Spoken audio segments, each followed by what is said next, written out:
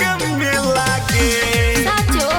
चले बिहार मधेपुरा घुमैबो सिंहेश्वर के मेला गे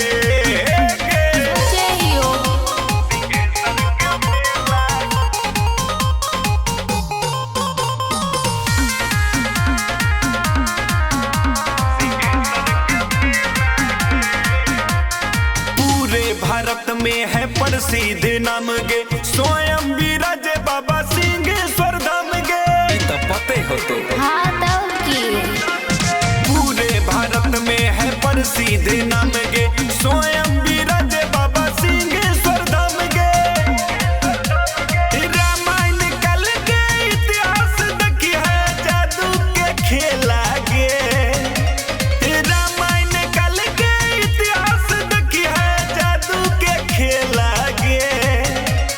चले बिहार मधेपुरा घुमैबो सिंहेश्वर के मेला गे चले बिहार मधेपुरा घुमैबो सिंहेश्वर के मेला गे